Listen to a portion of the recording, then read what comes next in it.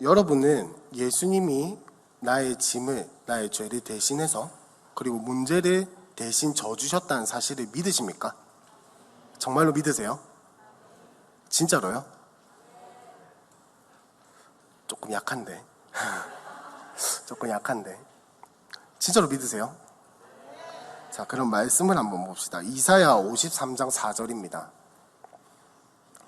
이사야 53장 4절인데 제가 읽어드릴게요. 그는 실로 우리의 질고를 지고 우리의 슬픔을 당하였거든 우리는 생각하기에 그는 징벌을 받아 하나님께 맞으며 고난을 당한다 하였노라. 이사야의 말씀이지만 예수님을 말씀하고 있다는 거를 여러분들 잘 아시죠? 예수님이 우리의 질고를 대신해서 져주셨다는 거, 그 말씀 잘 알고 계실 겁니다. 이번엔 로마서로 한번 가봅시다. 로마서 8장입니다. 로마서 8장 1절에서 4절까지인데 다 같이 한번 읽어볼까요? 시작. 그러므로 이제 그리스도 예수 안에 있는 자에게는 결코 정죄함이 없나니 이는 그리스도 예수 안에 있는 생명의 성령의 법이 죄와 사망의 법에서 너를 해방하였음이라.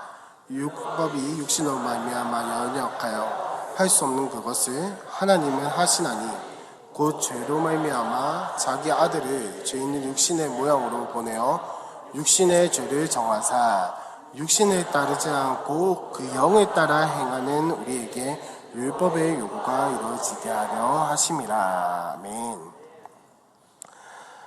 이 말씀이 여러분의 삶에 이루어졌다는 걸 정말로 믿으세요? 아까 약하다 했는데 정말로 믿으세요? 그런데 왜 우리 삶은 되돌아보면 짐이 있고 왜 우리 삶은 되돌아보면 해결되지 않은 문제들이 있고 왜 내 삶은 되돌아보면 질고가 있고 왜 내 삶은 되돌아보면 어려움들이 가득할까요? 예수님이 분명히 나의 질고를 대신해서 이게 죄의 문제만은 아니라는 거 여러분들도 잘 아실 거예요.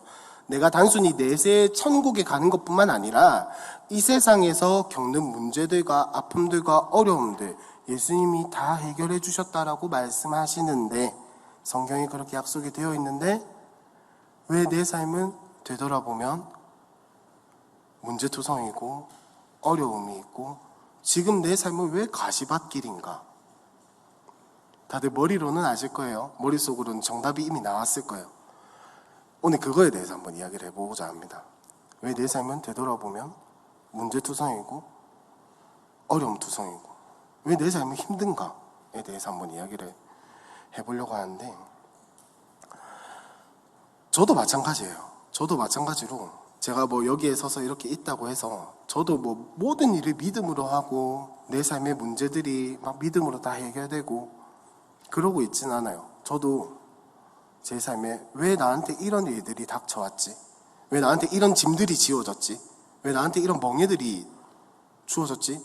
나는 그리스도 예수 안에서 정죄함이 없고 율법에서 자유하고 문제가 해결된 삶을 살아갈 수 있는데 왜 내 어깨에는 이렇게 무거운 짐들이 달려있는가?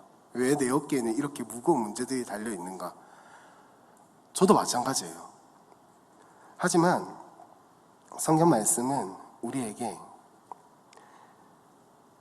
너희가 가지고 있는 짐이 너희가 메고 있는 짐들이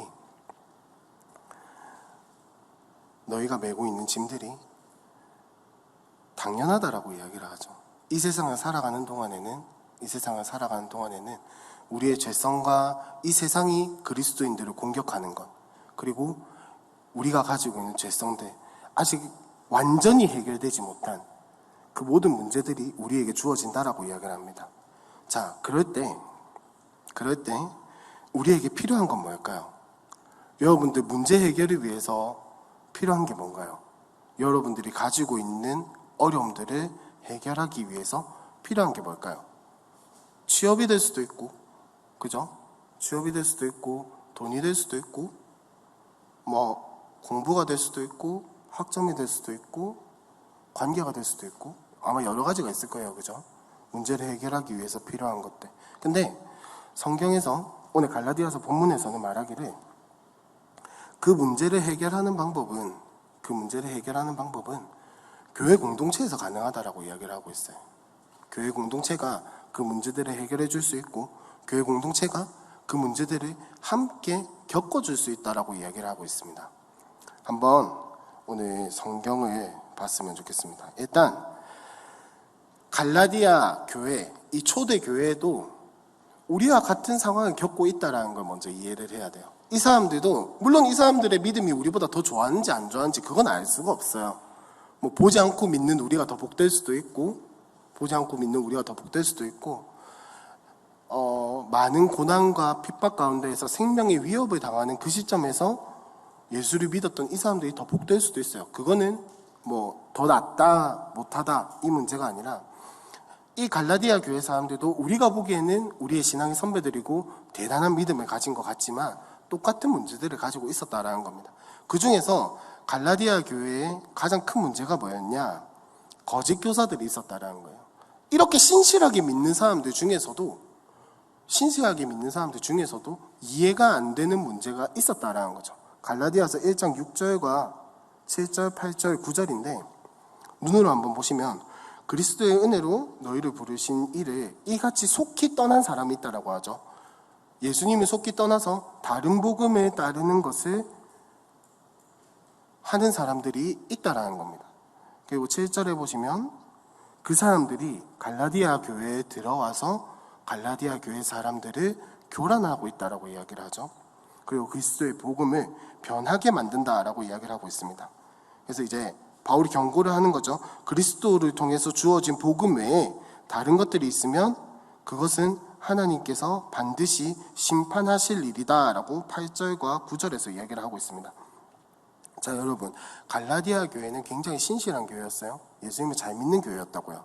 근데 그 교회 가운데에서 복음을 떠난 사람들이 생겼고 심지어 그 복음을 떠나는 것도 모자라서 지금으로 치면 이단에 빠져서 다시 교회에 들어와가지고 교회를 분열시키고 교회를 무너뜨리려고 하는 사람들이 있었다라는 겁니다. 저만 이해가 안 되나요, 이 사람들이? 이렇게 잘 믿고 예수님을 잘 믿고 그 공동체에 잘 세워나가고 심지어 바울이 직접 세운 교회예요. 그 가르침이라든지 이런 것들이 분명히 그 가운데 녹아져 있었을 것이고 그 삶이 그 가운데 있었을 것인데 이 사람들 가운데에서 예수를 제대로 믿지 못한 거, 그러니까 안 믿는 거 말고 믿다가 이단에 빠져서 교회를 분열시키려고 다시 들어온다? 심지어 거기에 동조하는 사람들이 있다?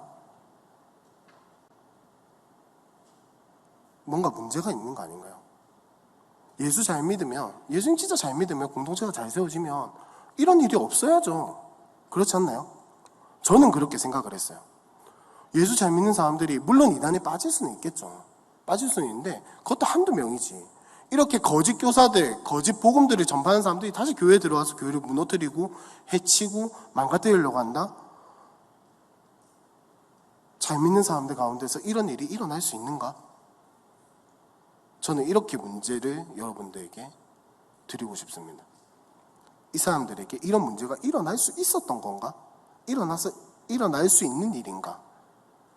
과연 하나님이 정말 선하신 분이고 교회를 아끼신다면 이 교회에 이런 일이 일어나야 하는가? 우리의 삶도 마찬가지죠. 내가 교회에 이렇게 헌신하고 내가 정말 하나님을 위해서 열심히 발바닥에 땀나도록 돌아다니고 헌신하고 섬기고 참석하고 예배하고 기도하고 깨지고 울고불고 진짜 나는 그 복음을 위해서 헌신하면서 달려왔다라고 이야기를 하는데 내 삶에 이런 문제가 생겨야 하나? 내 삶에 이런 문제들이 있어야 하나? 하나님이 분명 내가 가는 길을 책임지신다고 하셨고 인도해 주신다고 하셨고 내가 하나님 나라를 위해서 살겠다라고 하면 그것들을 채워주시겠다라고 약속했는데 통장 잔고는 점점 마이너스고 카드값은 점점 늘어나고 이게 정말 성경의 약속이냐고요. 그런 생각이 들 때가 있지 않으셨냐고 묻고 있는 겁니다. 분명히 하나님이 약속한 거랑은 내 삶은 달라요. 왜? 왜 다르지? 왜 다르지?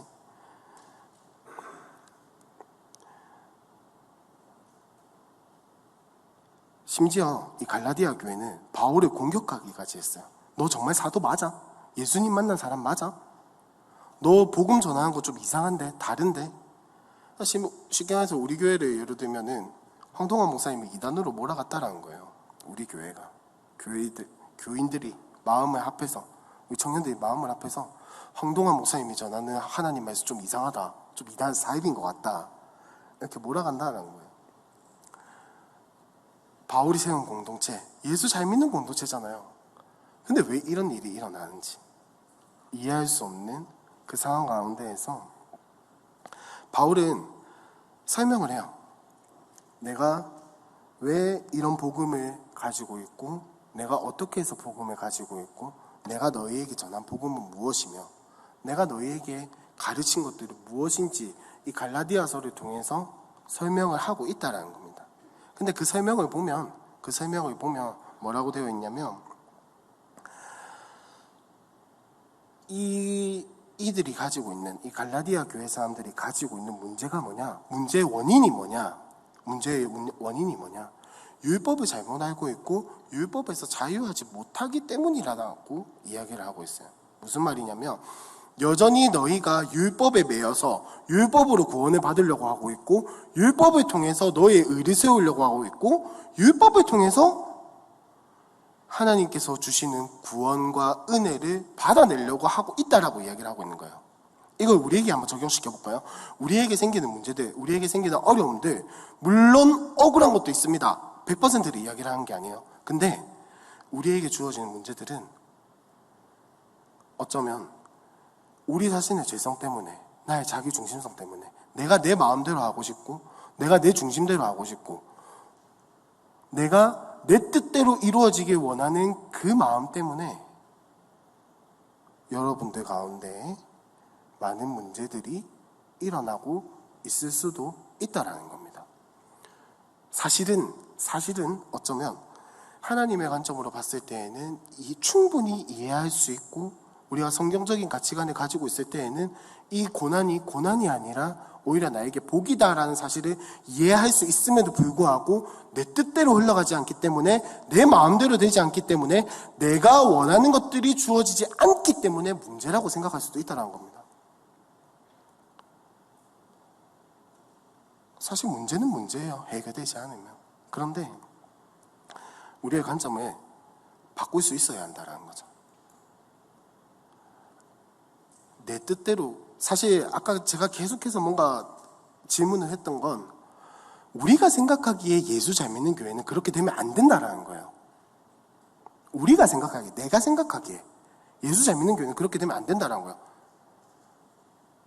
근데 하나님께서 이루어 가시는 그 하나님 나라와 그 교회가 세워진, 공동체가 세워진 그 과정 중에서는 충분히 일어날 수도 있는 일이에요. 그 일들을 통해서 갈라디아 교회가 더욱더 단단해졌고 일어서게 되었고 공동체를 이룰 수 있게 되었다라고 한다면, 그 일들이 일어나서는 안 되는 일이 아니라 충분히 일어날 수도 있다라는 거죠. 그래서 이 갈라디아 교회에 있었던 일들을, 그리고 우리 삶에 주어진 문제들을, 내 삶에 왜 이렇게 이해가 안 되는 일들이 주어지지? 왜 나에게 이런 짐들이 있지? 라고 생각을 할 게 아니라, 이 짐을 통해서 하나님이 나에게 이루시고자 하는 것이 있구나. 이 문제들을 통해서 나의 중심성이 꺾어지고, 나의 자기 중심성이 꺾어지고, 하나님의 관점으로 내 눈을 돌릴 수 있는 기회가 주어졌다라는 사실을 감사할 수 있는 우리 청년들이 되었으면 좋겠습니다. 그럼에도 불구하고 짐은 짐이에요. 무거운 건 무거운 거예요. 그래서 하나님은 우리에게 결론부터 오늘 이 설교의 결론부터 이야기를 하자면, 그래서 하나님은 우리에게 공동체를 주셨다라는 거예요. 그래서 하나님은 우리에게, 여러분들 지금 옆에 앉아있는 사람을 주셨고, 함께 예배하게 하시고, 훈련받게 하시고, TF도 하게 하시고, 많은 것들을 하게 하신다라는 거예요. 자, 무슨 말인지 한번 천천히 살펴봅시다. 이 갈라디아서 우리가 오늘 읽은 6장 1절에서 10절 이 본문은 어떤 흐름 속에 있냐면, 바울이 앞에서 계속 설명해요. 갈라디아서 초반부에서 계속 설명을 해요. 내가 가진 복음과 너희에게 무슨 문제가 있는지, 거짓 교사들이 무엇이 잘못되었는지 막 설명을 합니다. 계속 설명을 하고. 그래서 이제 여기에 보면 갈라디아서에 보면 육체의 열과 성령의 열매 뭐 이런 것들에 대해서 계속해서 이야기를 하는데, 오늘 본문은 그 흐름 가운데 어디에 있냐, 성령 안에서 자유를 누려라 라고 권면하는 그 권면 가운데에 위치하고 있어요. 그러니까 사도 바울은 거짓 교사들이 전하는 그 가짜 복음이 뭐였냐 하면은 율법으로 구원을 받을 수 있다는 거예요. 물론 예수님도 필요하지만 율법을 지키는 것도 필요하다. 이 예수와 율법이 함께 가야 구원을 받을 수 있다라고 이야기를 하는 거예요. 혹시 동의하는 분 안 계시죠, 여기에?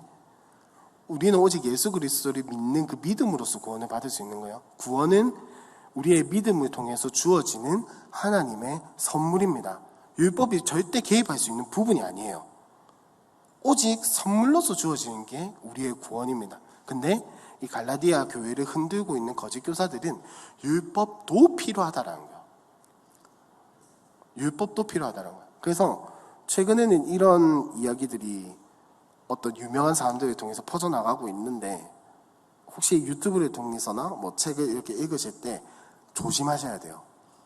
율법을 지켜야만이 구원을 받을 수 있는 건 아닙니다. 율법을 지키는 것에서는 나중에 이야기를 하도록 하고, 근데 그렇다고 해서 우리가 율법에서 자유하다라는 것은 뭐냐면, 내 문제들이 다 해결되었죠. 예수 그리스도 안에서 우리의 죄의 짐들이 다 해결을 받았어요. 예수님이 대신 져주셨어요. 그렇지만 그것이 완전하게 완성되는 때는 부활의 때입니다. 예수님이 다시 오셔서 재림하셔서 우리를 영화롭게 부활시켜 주실 때 그 모든 것들이 완성된다는 거예요. 그러면 이 땅에서는 아직 그 모든 것들이 완벽하게 완성된 상태가 아니에요. 우리가 늘 이렇게 강사님들이나 담임 목사님을 통해서 이야기를 듣는, 이미 그것이 이루어졌지만 아직 완성되어져 가고 있는 그 단계 중에 있기 때문에 완전히 우리가 그것을 다 누릴 수 없어요. 하지만 너무나도 신기한 것은 그 미래의 것이 지금 우리에게 주어져서 그것을 누리면서 맛보면서 살아갈 수 있다는 거예요. 그 능력으로 살아갈 수 있다는 거예요. 그렇기 때문에 우리는 그것을 믿으며 나아가야 한다는 거죠. 내 죄의 짐이 해결되었다. 내 문제들이 해결되었다. 예수 그리스도께서 나의 모든 문제를 해결해 주셨다라는 사실을 믿고 감사하며 나아가는 겁니다. 감사해요. 아멘 해주셔서. 그런 권면들 가운데에서 바울이 지금 이걸 이야기를 하고 있는 거예요. 그런 권면들 가운데에서 우리는 어떻게 살아가야 할 것인가? 첫 번째로 자유를 누리면서 살아가는데 성령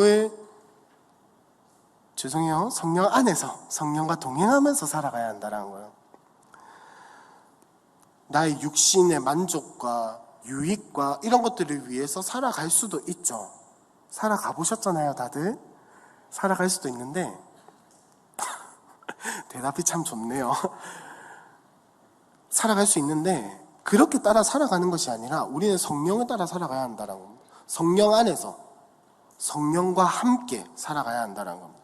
근데 이게 참 감사한 것은 뭐냐면, 성령님은 절대 우리를 억지로 끌고 가지도 않으시고, 성령님은 또 우리가 뒤에 처져 있는 걸 바라지도 않으세요. 진짜 신기하고 감사한 건 뭐냐면요, 성령님은 우리와 함께 발맞추어 가길 원하신다는 거예요. 성령님이 우리 생각을 해보세요. 소 이렇게 코 뚫고 끌고 가는 것처럼 우리의 인생이 성령님께 끌려간다? 존중받는다라는 느낌이 안 들죠. 절대 그런 걸 못 느낄 거예요. 그렇다고 해서 성령님이 나를 신경도 안 쓴다? 그건 또 그거대로 얼마나 섭섭해요. 성령님은 우리를 존중하시는 분이시기 때문에, 하나님은 우리를 인격체로 존중하시기 때문에 우리를 함께 동행하기 원하시지, 결국 우리를 어떻게 막 쥐락펴락하려고 하시는 분이 아니다라는 사실을 성령 안에서 살아갈 때 반드시 기억을 해야 돼요. 그래서 찬양 가사 중에도 그런 게 있잖아요. 내 주님보다 앞서지 않고. 그렇다라고 해서 또 너무 뒤쳐져 있으면 안 돼요. 하나님과 함께 발맞추어 가는 우리가 되기를 소망합니다. 그리고 그렇게 살아갈 때 우리 가운데 어떤 삶이 있냐, 율법을 지키면서 살아가고 싶은 욕구가 생기는 거예요. 그 가운데에서. 왜냐? 율법을 우리가 다 지킬 수 없다 한들 우리가 하나님의 뜻대로, 하나님의 방식대로, 하나님의 말씀대로 살아가는 거, 하나님이 기뻐하시는 거 알기 때문에 율법을 지키려고 하는 거예요. 율법을 지켜야 한다라고 이야기를 하는 것은 심지어 사도 바울도 그리고 신약 성경에서 계속해서 이야기를 하는 게 뭐냐? 절대 믿음은 믿음만 존재할 수 없다. 행동도 반드시 따라와야 한다라고 이야기를 하죠. 그 이유가 뭡니까? 행동을 통해서 구원을 받는 게 아니라 정말로 믿는 자가 되고 그리스도를 기쁘시게 하고 싶은 사람이 된다면 하나님이 기뻐하시는 것을 따라 살아가게 된다라는 거예요. 우리 담임 목사님 늘 말씀하시는 거 있잖아요. 짝사랑 해봤냐고 물어보는 거. 좋아하는 사람이 있고 사랑하는 사람이 있으면 그 사람한테 맞춰주고 싶은 거잖아요. 그거랑 마찬가지라는 거죠. 너무 진부하고 뻔한 이야기지만 너무나도 당연한 이야기예요. 아시죠? 진부하고 뻔한 스토리는 실제로 그런 일들이 많이 일어나기 때문에 그런 스토리가 많이 존재하는 거예요. 사람들이 그걸 통해서 많이 공감하기 때문에 존재하는 거죠. 진부하고 뻔한 이야기라고 또 똑같은 소리 하네 라고 넘기시는 게 아니라 왜 진부하고 뻔한 이야기인지 한번 고민을 해보셨으면 좋겠어요. 왜 성경은 그렇게 자꾸 그렇게 이야기를 하는가? 왜 목사님들은, 강도사님은, 사람들은, 우리 셀장님은, 많은 어른들은 그렇게 이야기를 하고 있는가? 왜냐면 맞는 말이거든요. 약간 좀 꼰 같지만 맞는 말이거든요. 진짜로. 그렇게 살아갈 때 가장 첫 번째로 드러나는 일이 뭐냐? 선행입니다. 선행. 착한 사람이 된다라는 게 아니라 성경에서 말하는 선행은 뭐냐면 착한 일만을 이야기를 하는 것이 아니에요. 그렇다고 나쁜 일을 이야기하는 거 아니에요. 나쁜 일도 괜찮다라고 이야기를 하는 게 아니라 그냥 도덕적으로 선한 일만을 이야기를 하는 것이 아니라 형제를 돕는 일을 이야기를 하는 것입니다. 자, 예수님이 세 계명을 우리에게 주셨죠. 하나는 하나님을 사랑하는 것이고 또 다른 하나는 뭐죠? 이웃을 사랑하는 것. 선행은 바로 이웃을 사랑하는 것입니다.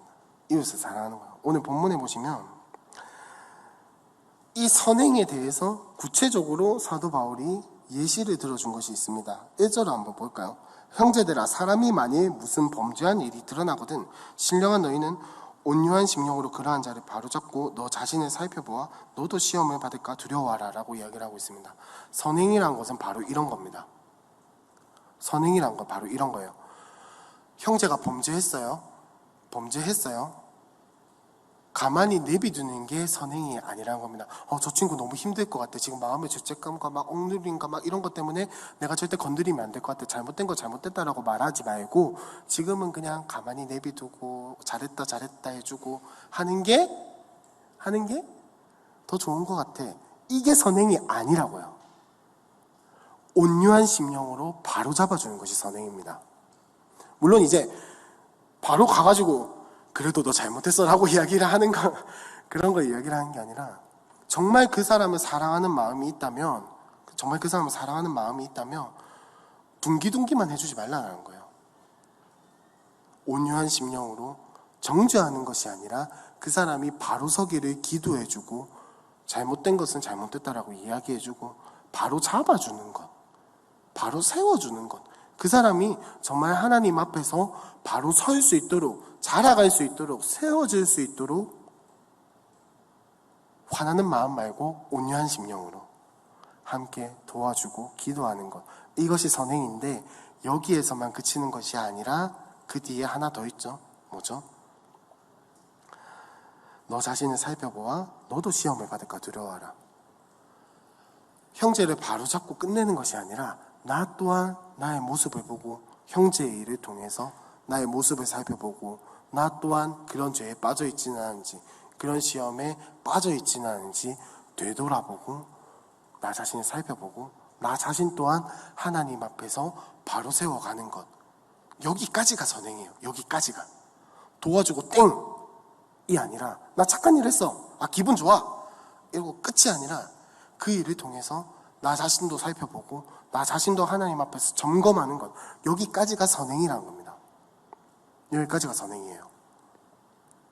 그래서 사도 바울은 그 선행을 하는 것에 있어서 한 가지 더 요구를 하는 것이 있습니다. 2절을 볼까요? 너희가 짐을 서로 지라. 그렇게 해서 그리스도의 법을 성취하라라고 이야기를 합니다. 그리스도께서 주신 법이 뭐죠? 아까 이야기했죠. 하나님을 사랑하고 이웃을 사랑하는 것. 그리스도의 법을 성취하는 것. 하나님을 사랑하고 이웃을 사랑하는 그것을 성취하는 방법이 뭐다? 너희가 서로 짐을 지라는 겁니다. 옆에 있는 형제의 짐을, 옆에 있는 자매의 짐을, 옆에 있는 나의 동력자의 짐을 대신 져주라는 거예요. 가방만 들어주는 게 아니고, 진짜 말 그대로 짐을 져주라는 게 아니라, 사실 이 갈라디아서 본문을 원어 그대로만 딱 본다면 어떤 의미가 있냐면, 사실 약간 재정적인 측면이 굉장히 강해요. 재정적으로 어려운 사람들을 재정적으로 도와주라라는 측면이 강한데, 그것만을 이야기하는 게 아니죠. 난 도와주고 싶은 마음이 있는데 재정이 없으면 어떡해요? 다른 걸로 도와주면 되죠. 기도하면 되죠. 하나님, 나를 통해서 저 사람이 채워지지 않는다면 하나님이 채워달라고 기도하면 되잖아요. 여보, 재정이 없다고 못 도와주는 거 아니에요. 재정이 없다고 선행을 못하는 거 아닙니다. 그렇긴 한데, 선행을 한다는 것은 반드시 재정적인 것만을 이야기를 하는 것이 아니죠. 짐을 서로 지라는 것은 반드시 재정적인 도움만을 이야기를 하는 것이 아닙니다. 가방을 들어주는 거 이야기를 하는 게 아니에요. 짐이 있다면 서로 나누고 기도하고 도와줄 수 있는 부분은 도와주고, 내가 못 도와주는 부분이 있다면 하나님의 도우심을 구하고 성령의 인도하심을 구하고 함께 기도해주고 함께 아파해주고 함께 눈물을 흘려주는 것, 그것이 서로 짐을 지는 것이며 그리스도의 법을 성취하는 것이고 하나님을 사랑하고 이웃을 사랑하는 것을 실천하는 일이며 성령과 함께 살아가는 일이라는 것을 여러분들이 기억을 하셨으면 좋겠습니다. 그래서 사도 바울은 뒤에서 계속 그걸 설명을 하는 거예요.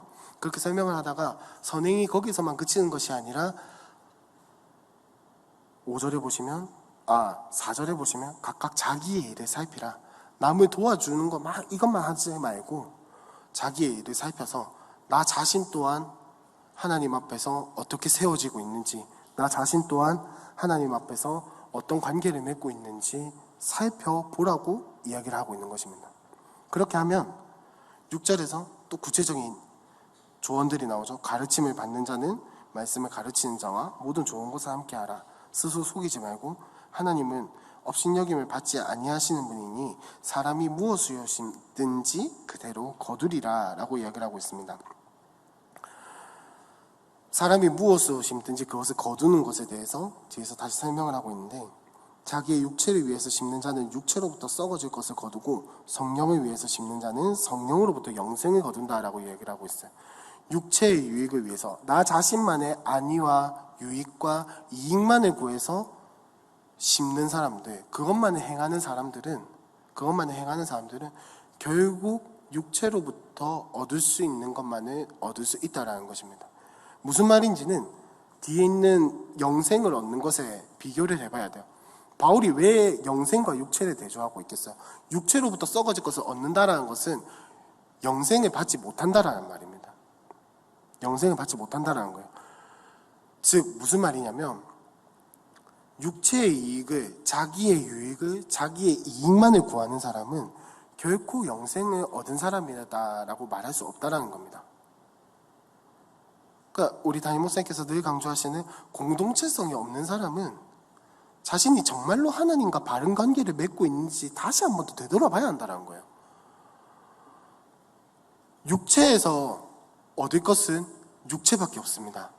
하지만 성령을 통해서 심는다면 성령께서 일하기 때문에 우리가 영생을 얻을 수 있는 거예요. 성령으로 살아가는 여러분들이 되시기를 소망합니다. 성령을 위해서 심는 여러분들이 되시기를 소망합니다. 육체를 위해서 심고 자기 자신의 유익과 이익을 심는 것이 아니라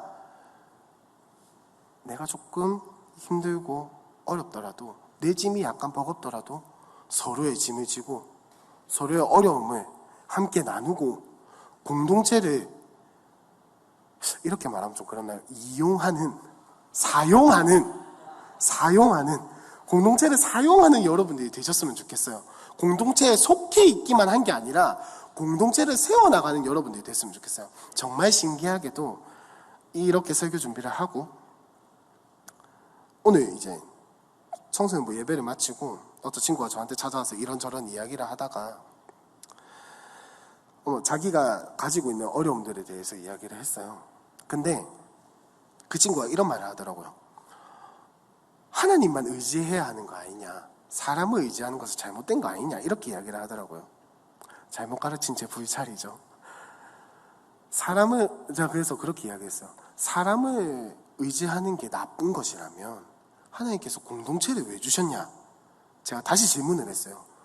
방금 사람을 의지하는 게 잘못됐다라고 이야기를 했는데 하나님만 의지해야 한다라고 이야기를 했는데 그러면 교회가 왜 있고 너에게 공동체가 왜 주어졌고 너에게 이 청소년부 공동체와 셀이 왜 있니? 라고 물어보니까 눈이 풀리더라고. 그 친구가 눈이 풀리더라고. 그러니까 자기가 전혀 생각하지 못했다라는 거죠. 사람을 의지하는 것이 죄악이다라고 생각을 하고 살아왔던 거예요. 여러분들은 어떻습니까? 말로는, 생각으로는 하나님을 의지하고 또한 그 하나님이 사람을 통해서 일하시고 이 공동체를 통해서 일하신다는 걸 알고 내가 이 공동체에 의지할 수 있고 공동체에 녹아들어야 한다는 걸 아는데 실제로 그렇게 살아가고 있냐고요. 공동체를 사용하시는 여러분들이 되게 소망합니다. 공동체와 함께 하시는 여러분들이 되게 소망합니다. 하나님을 의지하는 그 방법 중에 공동체와 함께 하는 것도 포함이 되어 있어요.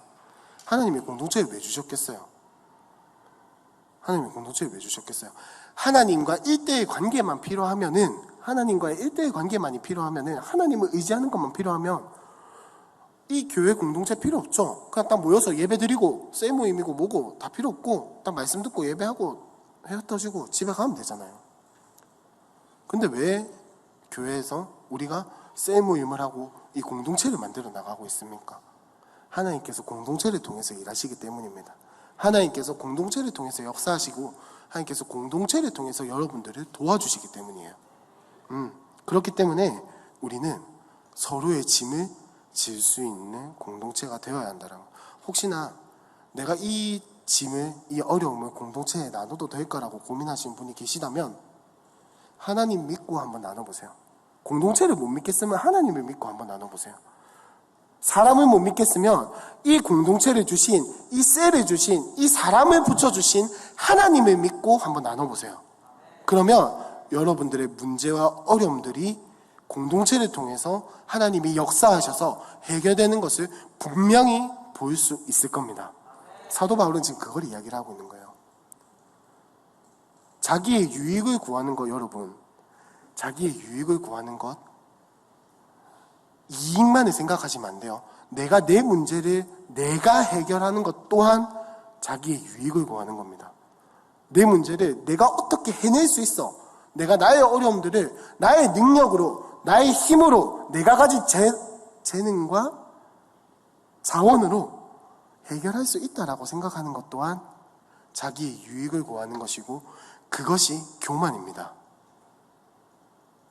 죄인이에요, 우리는. 죄인이잖아요.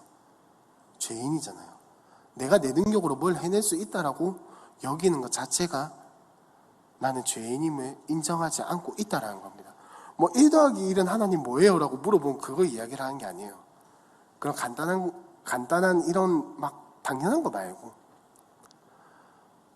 하나님을 의지하지 않고 공동체를 의지하지 않고 내가 내 혼자서 한번 해결해 보겠어. 바등바등 거리는 거. 그것이 자기의 유익을 구하는 것이라는 것. 그렇기 때문에 여러분들에게 공동체를 사용하라고 이야기를 하고 있는 거예요. 그래서 사도 바울은 이야기를 하고 있어요. 자기의 육체를 위해서 심지 말고 성령을 위해서 심어 성령으로부터 영생을 거둬라 라고 이야기를 하고 있습니다. 하나님이 일하시는 것을 너희의 눈으로 보고 하나님이 일하시는 것을 몸소 경험하고 너희의 힘과 너희의 능력을 의지하지 말고 하나님을 의지하여 하나님의 일하심을 너희의 눈으로 똑똑히 보라라고 이야기를 하고 있는 겁니다. 그래서 이제 한 번 더 권면을 해요. 근데 이렇게 살아가다 보면 분명히 지치죠. 힘들죠. 왜냐면 사람은 눈에 보이는 게 있어야 돼요. 눈에 보이는 게 있어야 돼요. 그죠? 근데 사실 여러분들도 너무 잘 아시겠지만 이렇게 살아가면 눈에 보이지 않을 때가 너무 많아요. 너무 많아요. 내가 하면은 당장 뭔가 결과가 나올 수 있을 것 같고, 내가 하면 이 문제들을 당장에 뭔가 눈에 보이는 성과를 얻어낼 수 있을 것 같은데 성경의 반복대로 하면 뭔가 세상 사람들한테 치임을 당하고 결과가 안 보이고 눈에 보이는 게 없으니까. 그래서 사도 바울은 이렇게 이야기를 하고 있어요. 선을 행하는데 절대 낙심하지 말라. 절대 낙심하지 말아라. 왜냐하면 포기하지 아니하면 때가 이름에 거두리라라고 이야기를 하고 있습니다. 포기하지 않으면 반드시 하나님이 일하시는 것을 너희의 눈으로 보게 될 것이다. 이 땅에서 보지 못하면 예수님이 다시 오실 때 분명히 너희에게 상급을 주실 것이다 라고 이야기를 하고 있는 거예요. 천국 가서 이 땅을 볼 수 있는지 없는지는 모르겠어요. 하지만 우리에게 분명히 주어진 약속은 뭐냐면 하나님께서 반드시 때가 이름에 거두게 하실 것이라는 겁니다. 이 땅에서가 아닐 수도 있어요. 내 때가 아닐 수도 있어요. 하지만 조금 더 우리가 하나님의 시선으로 보자고요. 우리가 선을 행하고 성령을 위해서 심을 때 분명히 영생을 거두고 우리에게 때가 이름에 하나님께서 거두게 하실 것인데 조금 더 크게 보자라는 거죠. 조금 더 하나님의 관점에서 보자라는 거죠. 그게 내 때가 아니라 한데, 내가 볼 수 있는 것이 아니라 한데 하나님께서 주신 그 상급을 기다리면서 나의 성과를 만족하는 것이 아니라, 내가 사실 왜 이 땅에서 이루어지면 제일 좋잖아요. 나도 좀 자랑하고 어깨 좀 이렇게 세우고 펴고 다닐 수 있잖아요. 근데 그것조차 경계해야 한다는 겁니다. 그것조차 내려놓고 하나님의 관점과 하나님의 시선에서 내가 정말로 하나님의 상급을 기다리고 있는지 한번 되돌아봤으면 좋겠습니다. 그래서 선을 행하는 것을 결코 포기하지 않으시길 바랍니다. 포기하지 않고 때가 이름에 거두게 되는 그 하나님의 은혜와 역사를 여러분들이 보았으면 좋겠습니다. 그리고 그걸 기다렸으면 좋겠습니다. 당장 눈앞의 성과와 문제 해결을 기다리는 게 아니라 하나님께서 거두시게 하시는 그 놀라운 역사를 봤으면 좋겠어요. 여러분들은 매년 보고 계시잖아요. 여러분들 매년 TF를 통해서 보고 계시잖아요. 그거를. 그래서 왜 웃죠? 왜 웃지? 그래서 사도 바울은 그러므로 이제 10절에서 마무리를 합니다. 그러므로 우리는 기회 있는 대로 모든 이에게 착한 일을 하되 더욱 믿음의 가정들에게 할지니라 라고 이야기를 하고 있습니다. 여기서 기회 있는 대로라는 말은 여러분 기회가 주어질 때만 하라는 말이 아니에요. 적극적으로 나서서 기회를 만들고 기회를 찾고 선을 행하고 더욱 믿음의 가정들에게 할지니라라는 말은, 구제라는 것은 교회 바깥에, 그러니까 믿음 바깥에 있는 사람들에게만 행하는 것이 구제가 아닙니다. 믿음의 공동체에 있는 사람들을 도와주는 것도 구제예요. 도와주는 거라고요. 우리가 자꾸 바깥으로만 시선을 돌릴 것이 아니라 안으로도 시선을 돌려야 합니다. 혹시 내 옆에 있는 나의 셀장이 힘들어하진 않은지, 디렉터가 힘들어하진 않는지, 간사님들이, 우리 연목사님이, 담임 목사님이 힘들어하시지 않는지 한번 되돌아보라는 거예요. 지금 옆에 한번 보세요. 앉은 사람들 힘들어 보입니까? 어때 보여요? 이 사람이 힘들어 보이네, 짐 좀 많이 졌네, 이렇게 보여야 하나? 우리 옆에 있는 사람에게 한번 인사합시다. 당신의 짐이 나의 짐입니다.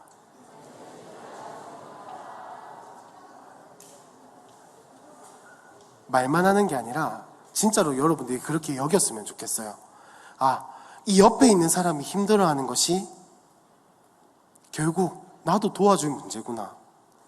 나의 옆에 있는 나의 형제가, 나의 지체가 어려워하고 있다면 이것이 남의 문제가 아니고 나의 문제구나. 나도 함께 발벗고 나서서 도와줘야 할 나의 문제구나 라는 것을 기억을 하시고, 거기서 더 나아가서 나는 하나님과 어떤 관계를 맺고 있는가, 나는 이 형제의 일을 통해서 만난 하나님은 나와 어떤 관계를 맺고 있는지, 그 하나님은 나에게 어떤 하나님인지 발견하고, 그리고 또 더 나아가서 선을 행하되 낙심하지 않고 하나님께서 거두시게 하는 역사를 볼 수 있고 기대할 수 있는 여러분들이 되었으면 좋겠습니다. 그래서 우리 함께 찬양할 때 기대하면서 찬양했으면 좋겠습니다. 기대하면서 우리가 정말 공동체구나, 정말 내 옆에 있는 나의 지체가 그냥 단순히 같은 청년부, 같은 셀원, 같은 그냥 지금 TF 기간이니까 팀원 이렇게 끝나는 게 아니라 진짜 나의 공동체, 진짜 나의 지체, 내가 사랑하고 내가 정말로 아끼고 내가 사랑하고 도와줘야 할 나의 지체구나, 정말 주 안에 우리가 하나구나 라는 것을 기억하고 찬양합시다.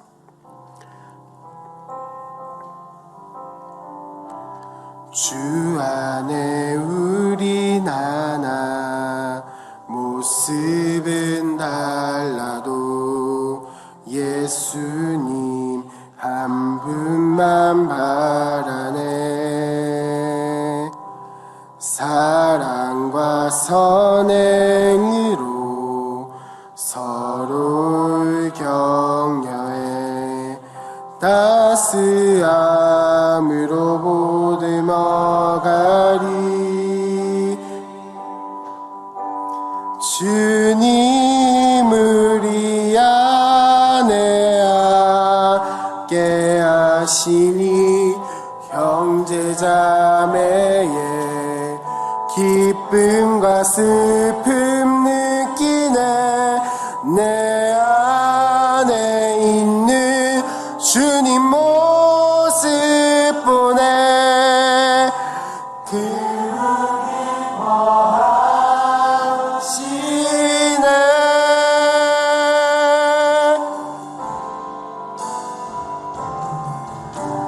주님 우리 통해 계획하시니 부족한 입술로 찬양하게 하시니. 주님 우리 통해 계획하시니 너를 통해 하실 일 기대해. 이 찬양의 가사에 보면 지금 오늘 설교의 말씀이 딱 한 줄로 요약되어 있어요. 뭐냐면 주님 우리 안에 함께 하시니 형제 자매의 기쁨과 슬픔을 느끼네. 인간적인 감정으로는 형제 자매를 사랑하는 거에 한계가 있을 수밖에 없어요. 여러분, 형제 자매의 기쁨과 슬픔을 느끼는데 내 중심적으로 해석할 수밖에 없어요. 근데 주님이 우리와 함께 하시면, 성령님이 우리와 함께 하시면 정말로 우리가 주 안에 하나가 될 수 있다. 형제 자매의 기쁨과 슬픔을 느끼고 함께 공동체를 세워나가고 지체를 돕고 선행을 할 수 있다는 말입니다. 혹시 가능하다면 옆에 있는 사람과 함께 손을 잡고 찬양했으면 좋겠어요. 손을 잡으실 수 있다면, 잡아도 괜찮은 분이라면 함께 손을 잡고 정말로 축복하는 마음으로 찬양했으면 좋겠습니다. 정말로 내가 너를 사랑하기 원하고 정말로 우리가 주 안에서 하나 되길 원해 라는 마음으로 정말 간절하게 우리 함께 처음부터 찬양합시다. 주 안에 우린 하나, 모습은 달라도 예수님 한 분만 바라네. 사랑과 선행으로 서로를 격려해 따스함으로 보듬어 가리. 우리 처음부터 한 번 더 찬양합시다. 주 안에 우린 하나, 모습은 달라도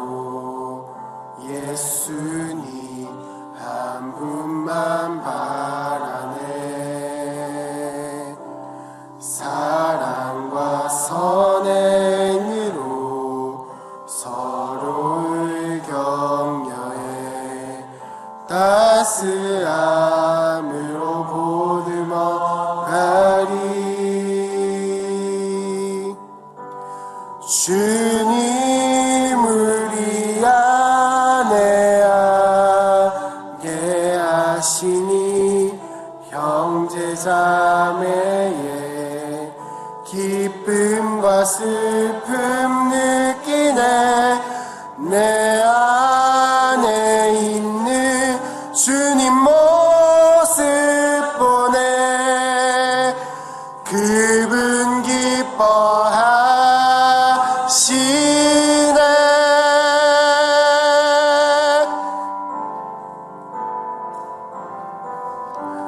주님 우리 통해 계획하시니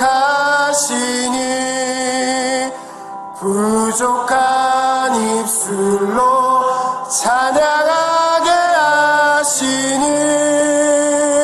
주님 우리 통해 계획하시니 너를 통해 하실 일이 돼.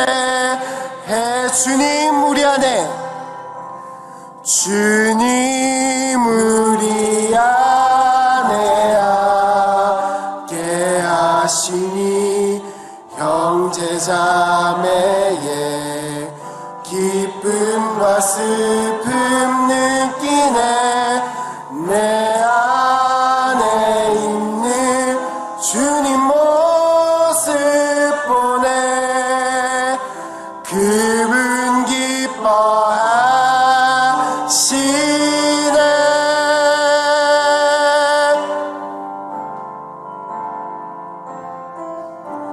주님 우리 통해 계획하시니 부족한 입술로 찬양하게 하시니. 주님 우리 통해 계획하시니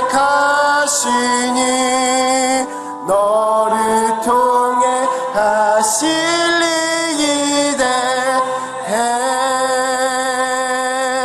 우리 이 시간 짧게 한번 기도했으면 좋겠는데, 여러분 지금 혹시 지금 옆에 있는 형제 자매의 기쁨과 슬픔이 느껴지십니까? 하나님께서 주신 마음이 느껴지시나요? 우리 함께 옆에 있는 사람을 위해서 기도했으면 좋겠습니다. 혹시 나는 안 느껴지는데요? 라고 하신다면 하나님께서 주신 마음을 가지고 기도하시고, 혹여나 그것까지도 난 안 느껴지는데요 한다면 하나님, 내가 이 사람을 위해서 무엇을 기도해야 할지는 모르겠지만 하나님의 도우심을 구합니다. 하나님께서 이 사람과 함께 하시고 하나님께서 이 사람 가운데 이루실 그 일을 하나님 이 사람이 보게 하여 주시옵소서라고 우리 함께 옆에 있는 사람을 위해서 간절히 한번 기도하면서 나아가겠습니다. 기도하겠습니다.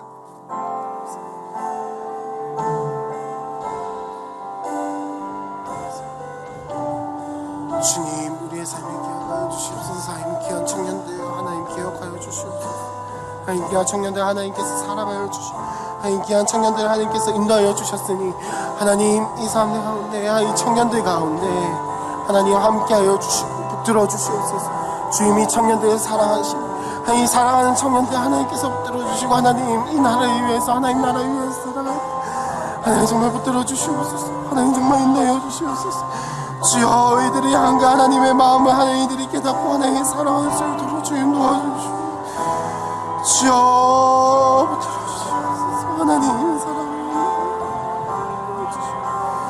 주의 손을 주옵소서. 하나님으로 주님 나아가소서. 주여,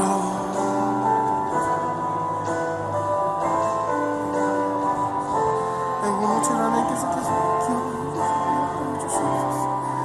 주여, 이분은 제 사랑하는 마음을 하나님 옆에 있는 시대에서 하나님 정말 우리 한 마음 하나님 정말 그 성령 안에서 하나님 주 안에서 형제자매의 기쁨을 느끼고 하나님 기도로 동력하며 하나님 나이가 가지고 있는 그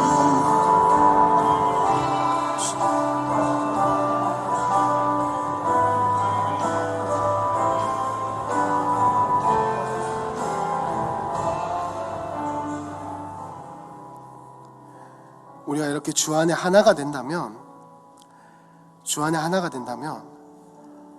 공통적으로 한 가지 바라는 게 있습니다. 그게 뭐냐면 예배하는 겁니다.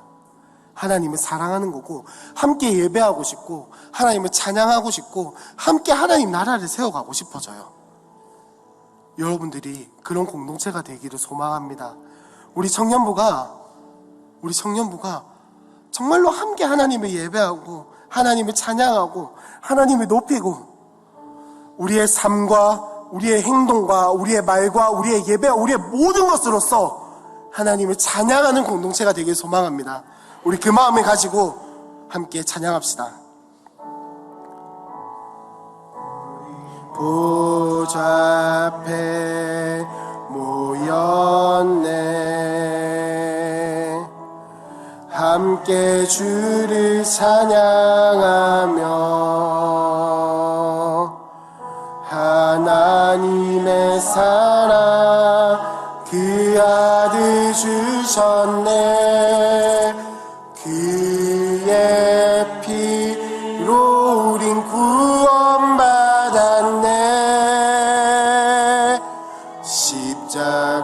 십자가에서 쏟으신 그 사랑 강같이 온 땅에 흘러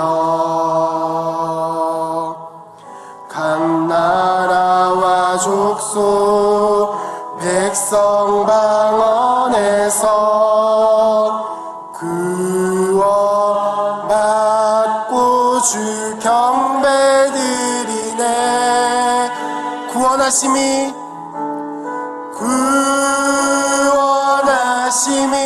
보좌에 앉으신 우리 하나님과 어린 양께 있도다.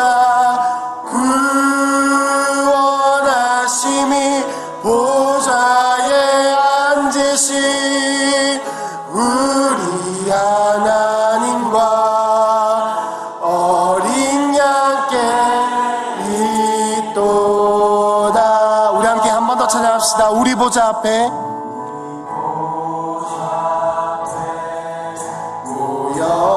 모였네. 함께 주를 찬양하며 하나님의 사랑 그 아들 주셨네. 그의 피로 우린 구원받았네.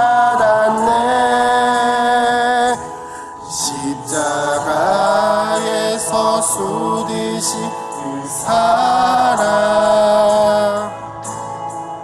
강같이 온 땅에 흘러 각 나라와 족속 백성 방언에서 구원받고 주 경배드리네. 아멘. 우리 함께 손들고 선포합시다. 구원하심이 보좌에 앉으신 우리 하나님과 어린 양께 있도다. 구원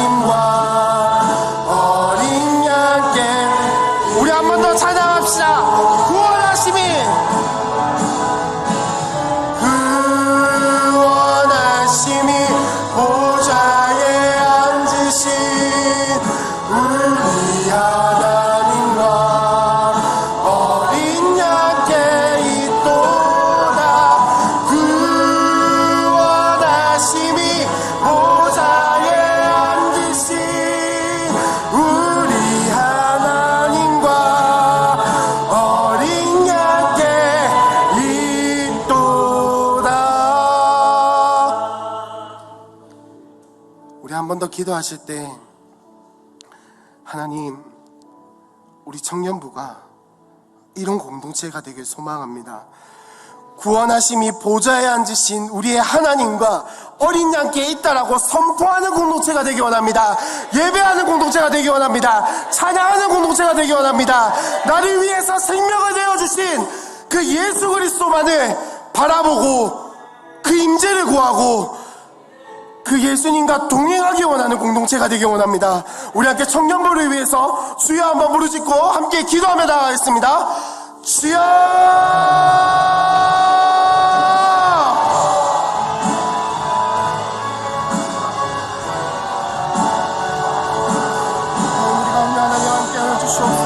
하나님 우리 가운데 임재하여 주시고, 하나님 우리 가운데